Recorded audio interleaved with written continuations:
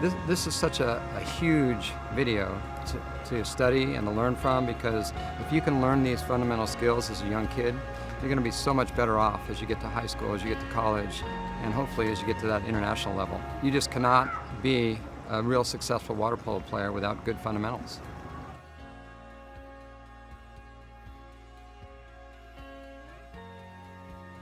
We're going to start from the base position, showing what the proper base position is, what the proper arm positioning is, what the proper wrist positioning is, and then we're going to show some drills to practice this. Your base position in water polo is the position you should start from every time you have the ball, whether faking, passing, or shooting. Your legs and left arm should act like a tripod, with your left arm out to the left, your left leg straight down, and your right leg slightly out to the right. Your chest should be slightly angled downwards so that you're leaning forward. As you face the goal, your shoulders should not be parallel to it, but rather rotated 30 to 45 degrees. Your throwing shoulder should be pinched, your elbow should be at the same height as your ear, and your wrist should be bent backwards facing the goal. Here are some common mistakes for base position. A common mistake with base position is the tendency to over-rotate. A lot of people have their left shoulder pointed towards the direction of the goal.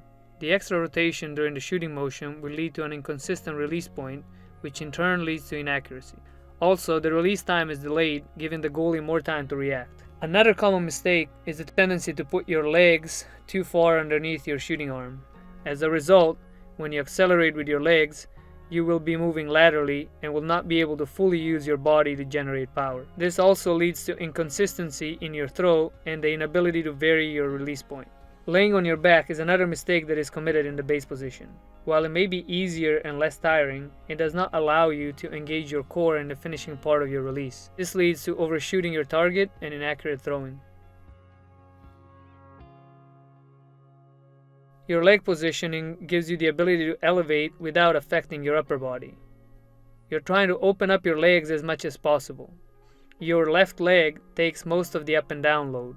The right leg takes care of the lateral movement. So the left leg pushes you up, while the right leg acts more like a directional rudder.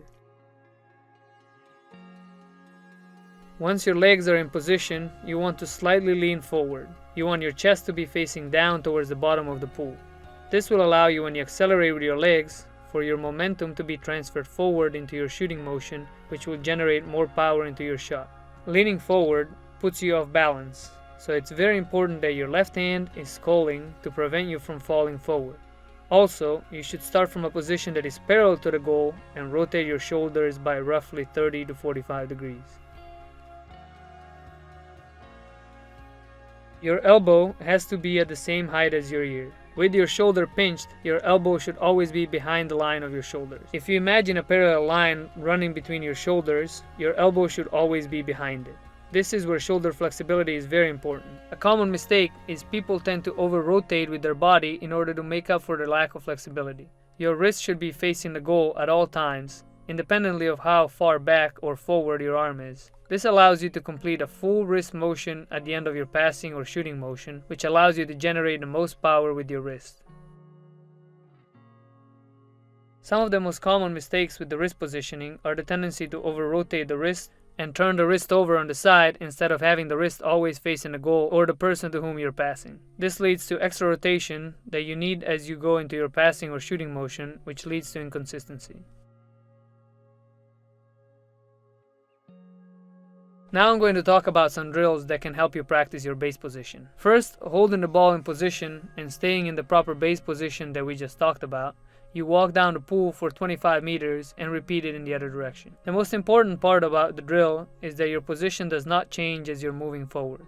People have the tendency to over-rotate because you can move faster. You have to force yourself to stay in the proper base position with the proper shoulder rotation and the correct leg positioning for the entire lap. Another excellent drill is walking down the pool with the ball in position, egg-beatering up and accelerating with your legs at every block or any type of marker you like to set. The point of this drill is to learn to separate your legs from your upper body. So when you accelerate with your legs at a given marker, your upper body should not move. Our last drill is egg-beatering down the pool in the base position. You egg-beater up to about 80%, then you give it a hard breaststroke kick in order to reach the maximum height where you should be releasing the ball. The proper internal rotation motion of the shoulder can strongly accelerate your release time and significantly increase the amount of power you can put on the ball. When you properly incorporate internal rotation into your shooting motion, it allows you to greatly speed up your release time. Timing is extremely important when shooting in water polo, so the ability to accelerate a certain point in your motion allows you to steal time from the goalie and be able to beat him. In order to practice your internal rotation, you need to first isolate it. In order to isolate it, you want to be parallel to the person you're passing it. You want to have the elbow at the same height as your shoulder. You want to start with the ball backwards, your wrist bent, and then you can just follow your internal rotation forward, nice and slow, until the ball touches the water in front of you. After you've repeated the drill 3 or 4 times, pass the ball to your partner using the same internal rotation motion and fully extending your wrist. Your main concern is that at the end of the passing motion, your elbow is not in front of the line of your shoulders. The wrist is the finishing part of your shot, and it's crucial for the accuracy and consistency of your shot. The proper wrist position is that the wrist should always be facing the person you're passing it to or the goal. This allows you to use your full wrist motion from all the way back at 90 degrees to all the way forward, which allows you to generate the maximum power with your wrist and to be consistent. You want to push forward in your finishing motion with all 5 fingers at the same time. Here are some drills to practice the proper wrist motion and release. In the first drill, you stay outside the pool and with your shoulders parallel to the wall, you're just releasing the ball over and over again in the same way. The important thing is that your wrist is facing the wall and you bend your wrist all the way back and all the way forward. It is also important that the release point and the release off your fingers is the same every time. The next drill is walking down the pool and egg beatering, passing the ball from hand to hand using only your wrists. In this drill, the speed in the passing between the 2 hands is not important. You want to concentrate on bringing the wrist all the way backwards and all the way forwards as you go to pass, and that the wrists are facing each other. You are working on having the same release every time you pass the ball. Now we will show you proper throwing form in full speed.